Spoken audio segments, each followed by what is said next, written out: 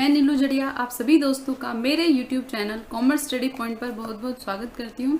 तो फ्रेंड्स, हम कंटिन्यू कर रहे हैं बीकॉम फर्स्ट ईयर के सब्जेक्ट बिजनेस इकोनॉमिक्स के साथ। और आज हम कंटिन्यू करेंगे हमारा चैप्टर 2 जो था कि कौटिल्य के अर्थशास्त्र की आर्थिक अवधारणाएं, जिसका डिस्कशन हम कर रहे थे।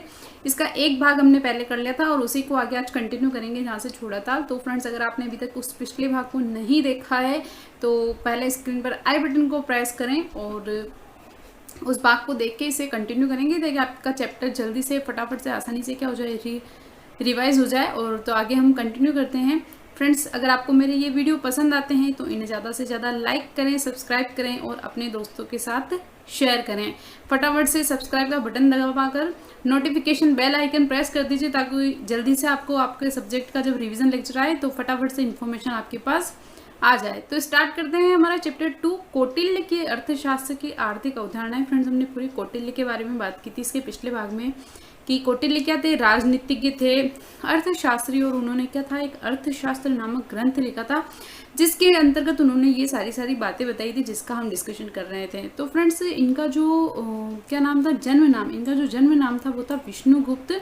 और क्योंकि ये कुशाल प्रतिभा बुद्धि के धनी थे तो इनको नाम दिया गया कौटिल्य। और इनके पिताजी का नाम था चाणक्य, तो इनका एक और नाम क्या था, चाणक्य था। इन सभी की हमने बात की थी। फिर उन्होंने अपने कुछ आर्थिक विचार बताए थे, त्रयी बताया था, जिसमें इन्होंने क्या किया था, धर्म दर्शन का वर्णन किया था। वार्ता का हम डिटेल डिस्कशन कर रहे हैं क्योंकि इस वार्ता के अंतर्गत ही इन्होंने क्या बताया था, अर्थशास्त्र संबंधी सारी बातों का वर्णन इस वार्ता के अंतर्गत इन्होंने किया गया था। वार्ता में क्या बताया था, अर्थशास्त्र से सारी बातें जो थी उनका वर्णन वार्ता के अंतर्गत किया गया था। फिर बताया था उन्होंने आनुवंशिकी और बताया था उन्होंने दंड नीति, दर्शन शास्त्र और राजनीतिक शास्त्र के संबंध में पूरी इन्होंने बात बताई। फिर उसके बाद हमने देखा कि अर्थ और अर्थशास्त्र की परिभाषा क्या होती है। तो फ्रेंड्स, काम को बताया था इन्होंने, बेसिकली अर्थ का जो रिलेशन बिठाया था वो किससे कहा था, काम से बताया था। और फिर ये इनका विषय सामग्री और क्षेत्र बताया था कि किस किस क्षेत्र में क्या है और क्या इसका उद्देश्य है।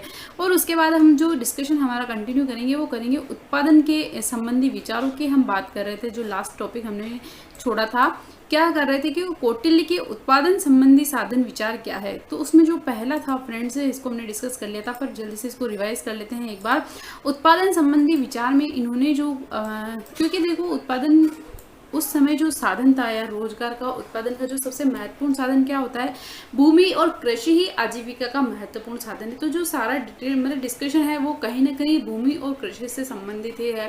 तो इन्होंने अपनी जो भूमि होती है, कृषि भूमि, उसे दो भागों में बांटा, एक बांटा सरकारी और एक बांटा निजी क्षेत्र में। तो जो गवर्नमेंट की भूमि होती है, वहाँ का जो राज्य है, जो राजा है, उस राजा के पास जो भूमि है, जो गवर्नमेंट भूमि है, अगर उस भूमि के ऊपर कोई व्यक्ति जाके सिर्फ कार्य करता है और उसके औजार उपकरण वो सब खुद लेके आता है तो उसको कितना मिलता है, उसका 1/2।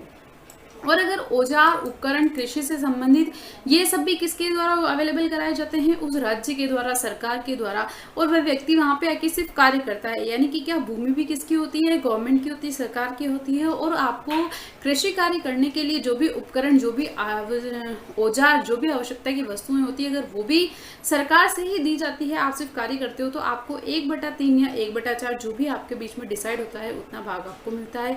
लेकिन अगर बात करें हम कृषि भूमि, निजी कृषि भूमि की बात करें, तो निजी कृषि भूमि में आपको जितना भी होता था उसका 1/6 राजस्व के रूप में किसको देना होता था, गवर्नमेंट को देना होता था। फिर इस कृषि के विस्तार के लिए उन्होंने कुछ ये 3 योजनाएं बताई। पहला, उत्पादन को बढ़ाने के लिए आप सिंचाई व्यवस्था, तो वहां उस वक्त जो भी जल के, वैसे तो अधिकांश कृषि किस पर आधारित थी, वर्षा के जल पर थी, लेकिन फिर भी जो भी तालाब, कुएं, जो भी थी पानी की व्यवस्था, उनसे सिंचाई के साधन उपलब्ध करा पर क्या करना, उत्पादन को बढ़ाना।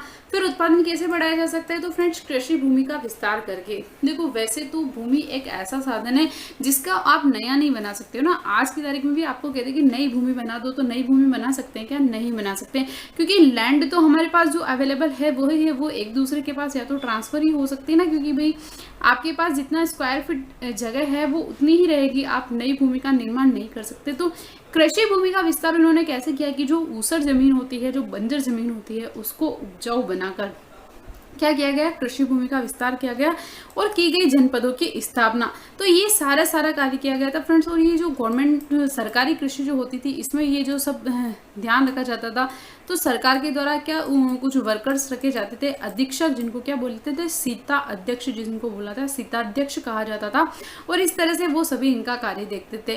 तो ये था पहला विचार उत्पादन के संबंध में। दूसरा जो विचार है पशुपालन संबंधी विचार, यानी कि पशुपालन भी क्या हो सकता है, एक उत्पादन का क्षेत्र हो सकता है, जिनसे हमें क्या हो सकती है, आय हो सकती है।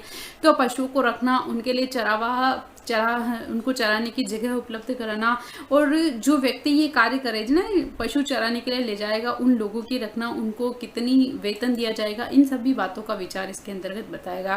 फिर जो तीसरा विचार था इनका वह था उद्योग से संबंधित, ठीक है ना। क्या था, उद्योग से संबंधित उत्पादन के विचारों की हम बात करें, उस उत्पादन के विचार में जो तीसरा बताया था वो बताया उद्योग से संबंधित, है ना, उद्योग व्यापार से संबंधित। तो उन्होंने क्या किया कि हमारा जो व्यापार है उसको क्या करना है, मैक्सिमाइज करना है, अधिकतम करना है, जिससे हमारे राज्य की जो आय है, देखो ये सब अगर उद्योग ज्यादा होगा, उत्पादन ज्यादा होगा, तो आय क्या होगी, ज्यादा होगी। तो इनको अधिकतम करने के लिए इन तीनों चीजों पे क्या किया, इन्होंने बताया कि आप सबसे पहले किस पे फोकस करो कि आपके उत्पादन ज्यादा हो, क्योंकि उत्पादन ज्यादा होगा जो आपकी आय क्या होगी, आय भी ज्यादा होगी, और आय ज्यादा होगी तो जनहित भी क्या होगा, ज्यादा होगा। देखो अगर आप कृषि की बात करें और अगर हम कृषि के ऊपर अन्न उगा रहे हैं, अन्न का उत्पादन करते हैं, तो ज्यादा उत्पादन होगा, उत्पादन ज्यादा होगा तो क्या होगा, इनकम भी ज्यादा होगी और जनहित ज्यादा होगा, यानी कि कोई भी व्यक्ति भूखा नहीं रहेगा। क्योंकि अगर आपके पास गेहूं अवेलेबल है तो वो सभी लोगों के बीच में डिस्ट्रीब्यूट होगा, तो कोई भी व्यक्ति भूखा नहीं होगा, तो क्या होगा, जनहित होगा। तो उद्योग संबंधी विचार में उन्होंने बताया कि सबसे पहले आपको ये टारगेट रखना है कि आपका जो प्रोडक्शन है वो क्या होना चाहिए, मैक्सिमाइज होना चाहिए, ज़्यादा से ज़्यादा होना चाहिए। जब आपका प्रोडक्शन जो है वो मैक्सिमाइज होगा, ज़्यादा से ज़्यादा होगा, तो उससे आपके स्टेट की जो इनकम है वो भी क्या होगी, ज़्यादा होगी।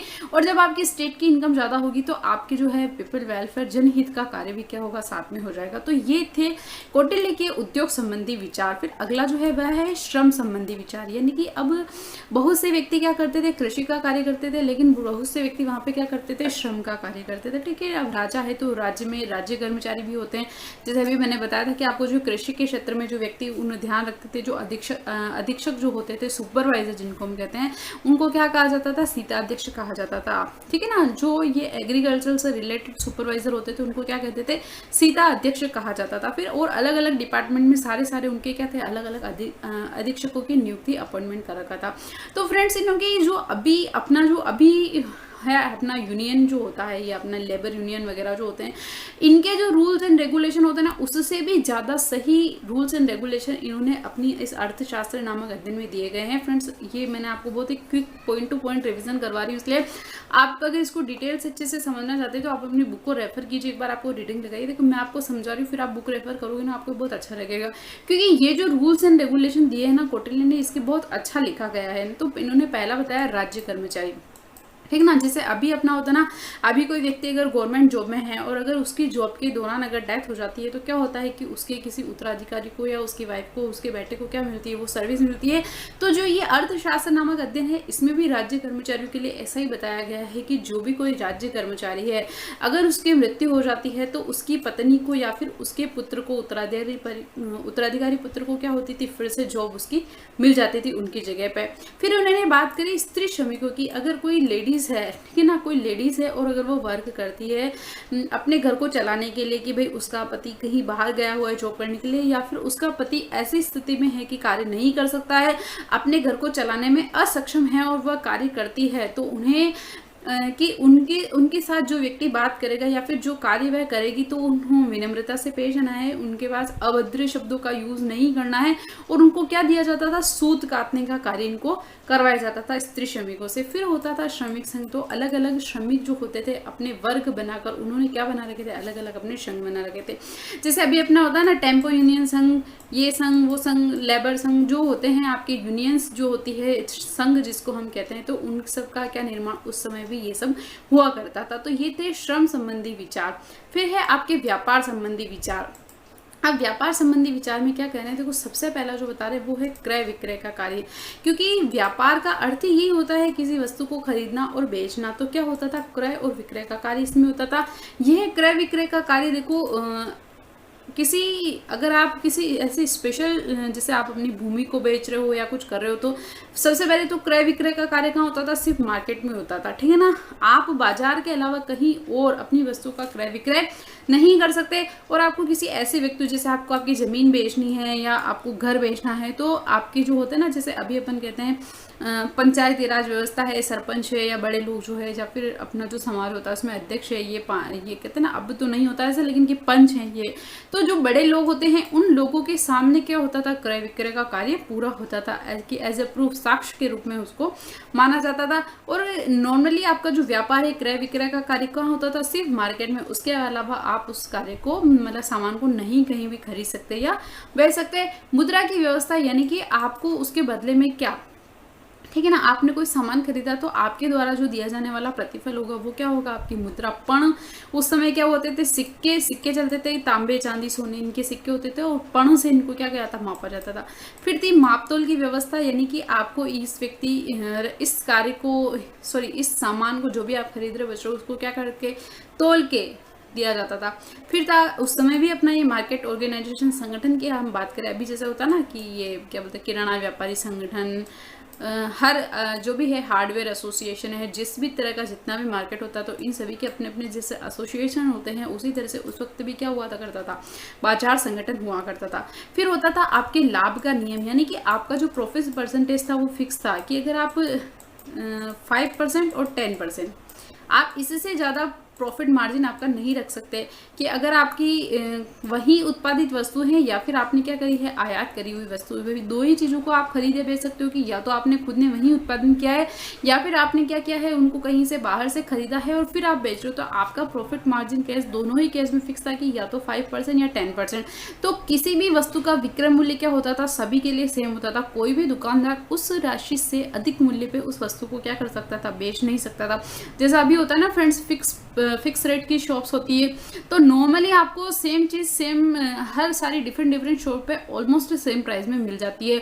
तो इससे क्या होता है कि सबसे बड़ा लॉस कस्टमर को नहीं होता है, क्योंकि जिस कस्टमर को बार्गेनिंग करना नहीं आती है, अगर ठीक है ना, सब अपने अपने हिसाब से बेचे, तो जिस कस्टमर को बार्गेनिंग करना नहीं आती उसका क्या हो जाता है? लॉस हो जाता है। और जिसको बार्गेनिंग करना आ जाती है वो क्या करता है? तो ऐसा कि फिक्स आप अपने जो प्रॉफिट का मार्जिन है उसको फिक्स कीजिए, आप उसको उसकी कॉस्ट में प्लस ऐड करके करिए। तो इस लाभ के नियम के अकॉर्डिंग कोई भी व्यापारी किसी एक फिक्स जो आपका कीमत होती थी उससे अधिक मूल्य पर इसको नहीं बेच सकता था, और उनका जो ये प्रतिशत था वो क्या करना पड़ता था? समान मेंटेन करके रखना पड़ता था। ऐसा नियम उन्होंने बताया गया था। तो ये थे उत्पादन के संबंध में विचार उन्होंने बताया। फिर अगला बताया व्यक्तिगत संपत्ति के संबंध में विचार, यानी कि जो भी पर्सनल होती थी एसेट, जैसे आपकी कृषि भूमि हो गई, निजी कृषि भूमि हो गई, आपके घर वगैरह कुछ भी हो गए, तो उसके क्या रूल्स थे? तो ये बताए हैं, उसके कुछ 6 इन्होंने नियम बताए थे, जिससे बताया था कि ये उनके हैं निजी संपत्ति के लिए, कि स्वत्व का पर्याप्त प्रमाण, यानी कि आप किसी संपत्ति के पास, माना कि जैसे आजकल तो बोलते हैं ना कि आपके पास लीगल कोई सर्टिफिकेट है, कोई पेपर है, तो वो आपको एज ए प्रूफ कर देगा कि ये आपका मकान है या फिर ये आपका है। लेकिन उस समय जो ये अर्थशास्त्र जो लिखा गया था ग्रंथ, इसके अंदर ऐसा बताया था कि अगर आपके पास कोई सबूत नहीं है लेकिन आप कंटिन्यू उस चीज़ को यूज़ कर रहे हो, आप उसमें रह रहे हो, तो वही आपका क्या है? प्रमाण है कि ये वस्तु किसकी है? आपकी है, अगर आप उसको कंटिन्यू यूज़ कर रहे हो। और अगर आपकी कोई वस्तु है और आपने किसी और को दे रखी है वो वस्तु, और आपने 10 साल तक अगर जाके उसको सार संभाल ही नहीं करी कि ये मेरी है, कैसे यूज आ रही है, क्या इसका हो रहा है, तो आपका उस पर कोई भी अधिकार नहीं होगा। ठीक है ना, जैसे आपने अपना कोई मकान था और आपने उसको क्या करा? किराए पे रखा। ठीक है ना, आपने किराए पे रखा और पिछले 10 सालों से एक ही व्यक्ति के पास किराए पर है, और आप जाके उससे कोई उसे सार संभाल नहीं करोगे, तो वो मकान किसका हो जाएगा? उस किराएदार का। फिर है नियंत्रण का विधान, कि चाहे कुछ भी हो जाए, चाहे निजी संपत्ति पूरी आपकी है, लेकिन फिर भी उसके कुछ न कुछ अधिकार क्या होंगे? सरकार के पास भी होंगे। बिना सरकार की या बिना राज्य की परमिशन के आप उसका कुछ नहीं कर सकते। फिर है क्रय विक्रय का अधिकार, यानी कि आप क्या कर सकते हो? उसको खरीद सकते हो, बेच सकते हो, लेकिन उनके लिए इन्होंने क्या नियम बताया? देखो उस समय पे भी ना एक टैक्स चोरी और टैक्स प्लानिंग वाला जो काम होता था वो होता था। देखो कैसे, कि अगर आप करदाता हो, यानी कि आपके पास ऐसी भूमि है जिस पर आप क्या करते हो? लगान देते हो, आप कर का भुगतान करते हो, तो आप जमीन को ऐसे ही व्यक्ति को बेच सकते हो जो क्या करेगा, कर का भुगतान करेगा। यानी कि करदाता अपनी भूमि किसको बेचेगा, करदाता को बेच देगा। लेकिन ऐसा कोई ब्राह्मण है जिसे अपनी भूमि क्या मिली है, दान में मिली है, तो वह ऐसे ही व्यक्ति को क्या कर सकता है, वह उस भूमि को हस्तांतरित कर सकता है या बेच सकता है, उसका विक्रय कर सकता है। फिर उसके बाद आपके संपत्ति के बंटवारा संबंधी नियम बताए हैं कि अगर माता पिता की मृत्यु हो जाती है या पिता की मृत्यु हो जाती है, माता पिता दोनों की मृत्यु हो जाती है या फिर क्या हो जाती है, पिता की मृत्यु हो जाती है, तो उनकी जो संपत्ति है उसका क्या होगा, उनके पुत्रों के मध्य में उस संपत्ति का क्या हो जाएगा, बंटवारा हो जाएगा। और जब उत्तराधिकारी ना हो तो वह जो संपत्ति होगी उस व्यक्ति की वो कहाँ चली जाएगी, उस राज्य के पास चली जाएगी, राजा उसे अपने अधिकार में ले लेगा। तो ये थे निजी संपत्ति कुछ अधिकार जो बताए गए थे। अब बात करते हैं ऋण और ब्याज के संबंध में क्या विचार थे। तो ऋण और ब्याज के संबंध में विचार ये कि इन्होंने जो रेट बताया क्या, प्रत्येक 100 सैकड़ा रुपए के लिए आप 1 से ही 1/4 यानी कि 1.25 1.25% के हिसाब से आपको क्या था, इंटरेस्ट रेट था। ये नॉर्मल रेट की बात करें तो जो इन्होंने अलग अलग व्यापारी के लिए अगर इन्होंने ऋण दिया है तो ये रेट क्या थी, अलग अलग बताइए। किसी के लिए 5%, किसी के लिए 10%, किसी के लिए 20%। यानी ये जो है आपके बिजनेस का, आपके बिजनेस में कितनी रिस्क है उस रिस्क फैक्टर को ध्यान में रख के ये अलग अलग रेट इन्होंने बताया कि आप नॉर्मल बिजनेसमैन हो तो आपके लिए 5%, आप जंगलों में जाते हो अपना व्यापार बाहर सामान लेके जाते हो 10% लगेगा, या आप बहुत ज़्यादा टाइम के लिए। तो इस तरह से जो अलग अलग रेट रखी गई थी इन्होंने डिसाइड की थी ऋण और ब्याज के संबंध में।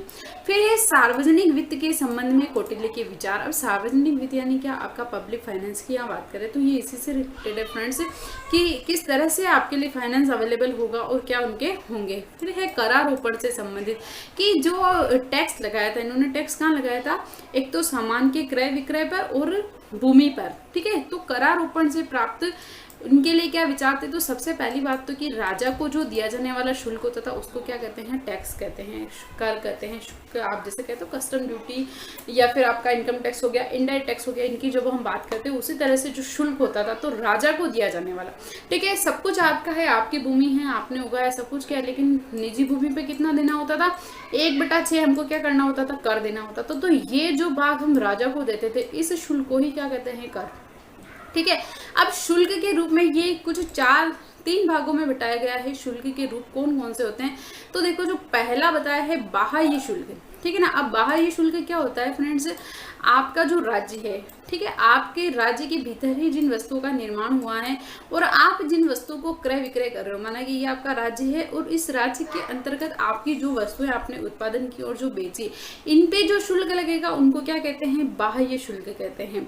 फिर एक है अभ्यंतर शुल्क, यानी कि आपके राज्य की राजधानी है, ठीक है ना। ये देखो जैसे आपका पूरा राज्य था और ये मानो आपके राज्य की राजधानी है और आपके राज्य का किला है, तो इस राज्य के किले के अंदर और राजधानी के अंतर्गत जो वस्तु होगी उन पे जो शुल्क लगेगा वो क्या होगा, आपका अभ्यंतर शुल्क। और आतिथ्य शुल्क होता है कि आपने किसी और से सामान का क्या किया है, आयात किया है, और उस आयात किए गए सामान को जब आप बेचोगे तो उस पे जो शुल्क होगा वो होगा आपका आतिथ्य शुल्क, ठीक है ना। आपके राज्य सीमा में मैंने वो आपका बाह्य शुल्क, आपके राज्य की राजधानी में या किले में बनी हुई वस्तु पे जो लगता है वो होता है आपका अभ्यंतर शुल्क। और आतिथ्य शुल्क यानी कि क्या, आयात की गई वस्तु पे किया जाने वाला लगने वाला कर होता है।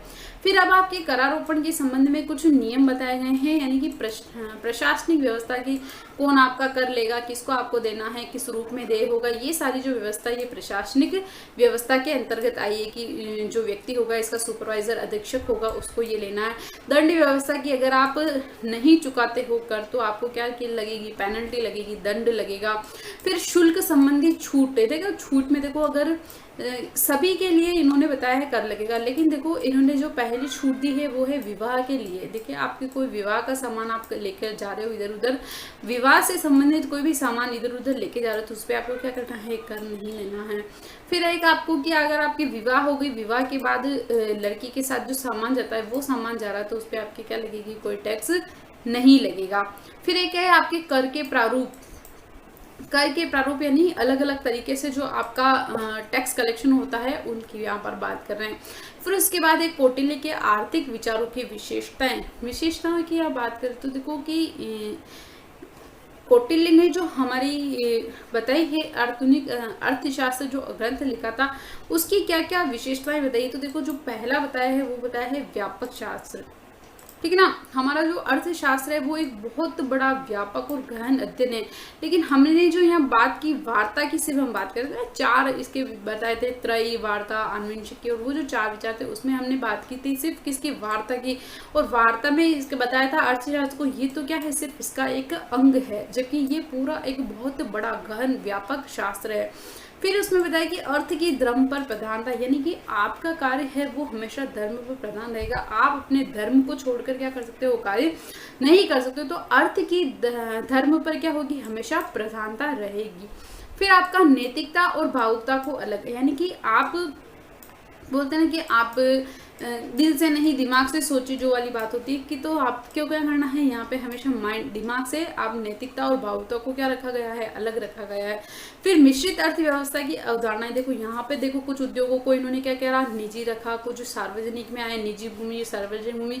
तो ये जो मिश्रित अर्थव्यवस्था की अवधारणा है वो कहाँ से हुई, यहीं से शुरू हुई। फिर है योजनाबद्ध उत्पादन, देखो उत्पादन के संबंध में जो विचार बताए थे कि किस तरह से कृषि कार्य होगा, उस पर लगान कैसे लिया जाएगा, कैसा होगा, कैसे भूमि का विस्तार, पशुपालन, ये जो थे, तो क्या हुआ, इन्होंने योजनाबद्ध उत्पादन को इन्होंने बताया है। और फिर राज्य को शक्तिशाली बनाने का साधन, क्योंकि देखो इन्होंने जो अपनी अर्थव्यवस्था का निर्माण किया, विषय वस्तु, विषय सामग्री, जो क्षेत्र सबसे पहले बताया, तो इन्होंने अपने क्षेत्र में बताया था कि उनका जो राज्य था उस राज्य को ज्यादा शक्तिशाली बनाने के लिए ये सब कार्य वो किया है। फिर है उसके बाद व्यवहारिक दृष्टिकोण, यानी कि ये सारी चीजें जो है वो क्या है, प्रैक्टिकल लाइफ से रिलेट करती है। तो इनका क्या है, व्यवहारिक दृष्टिकोण है, सिर्फ विचारों मान्यताओं पर आधारित नहीं है, इनका क्या है, व्यवहारिक दृष्टिकोण है। तो फ्रेंड्स, ये थी कौटिल्य अर्थशास्त्र की कुछ अवधारणाएं, ये चैप्टर 2 जिसका हमने पूरा डिस्कशन किया है कि कौटिल्य अर्थशास्त्र की अवधारणाएं क्या क्या थी, क्या थे इनके विचार थे, क्या परिभाषा थी, क्या उद्देश्य, विशेषता, इन सभी की हमने बात करी। तो ये जो पूरा चैप्टर है वो यहाँ पे कंप्लीट होता है। तो फ्रेंड्स, आपको मेरा ये वीडियो कैसा लगा? यदि आप मेरे इस वीडियो को पसंद करते हैं तो इसे ज़्यादा से ज़्यादा लाइक करें, सब्सक्राइब करें और अपने दोस्तों के साथ इसे शेयर करें। मिलते हैं आने वाले भागों में, तब तक के लिए बाय फ्रेंड्स।